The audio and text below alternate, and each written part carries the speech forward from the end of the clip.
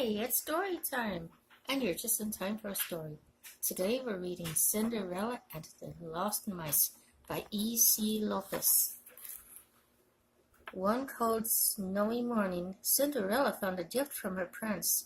It was a new winter coat. "Isn't the prince kind?" Cinderella said to Susie the mouse. "He wants to make sure I keep warm. And the coat is so beautiful, too." "Nicer, nicer," Susie nodded enthusiastically. Just then, Gus and Jack scampered up into Cinderella's dressing table. "Cinderella, Cinderella," they chattered. "Oh, Gus, Jack." Cinderella smiled at her friends. "It's so nice to see you, but I must find the prince to thank him for my coat." She rushed out the door before Gus and Jack could say anything. Just then, the castle's cruel housekeeper entered the room. The mice scrambled to hide. "Shoo, shoo, you're making the whole castle dirty," the housekeeper shouted. "I will have the gardener take all of you away." The mice really needed to talk to Cinderella about this, but the poor mice were afraid of the housekeeper and had to hide from her in the attic. Oh, the poor things.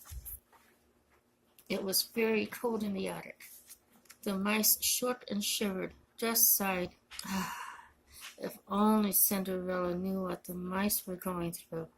The princess would help them for sure. Suddenly, wham! The gardener slammed cages over the mice and scooped them up. "Now take them outside," shrieked the housekeeper. "Take them far enough away that they never return." My goodness, what are they going to do?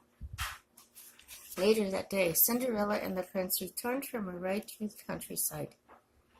They saw the gardener hunched over in one of the fields. "Hello," shouted the prince.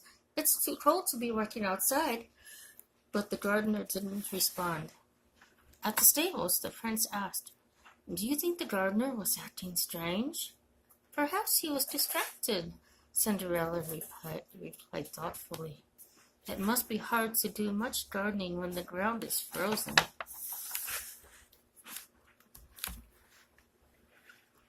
The gardener had been distracted, but not by his gardening. He was worried about the poor mice. He knew they would freeze in the fields. "Don't mention this to the housekeeper," he said to his helpers, "but I want to take these poor mice to the stables." The kind workers carried the grateful mice to their new home and even fed them. "Aw, that's so sweet." The mice settled and nestled in the barn. But as night approached, it grew colder. Luckily, the horses allowed the mice to snuggle in their manes to keep warm. "That's a nicer," Gus said sleepily. "Aw." Meanwhile, the prince told Cinderella that the housekeeper had put out her beloved mice. "This is terrible.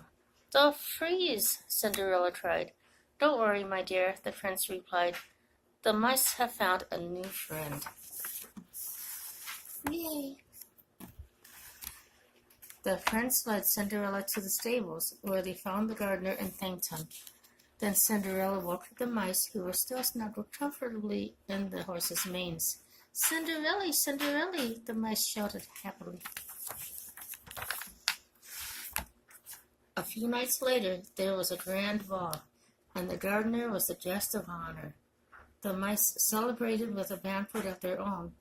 As for the housekeeper, her duties now kept her in the kitchen peeling potatoes. She would never bother the mice again.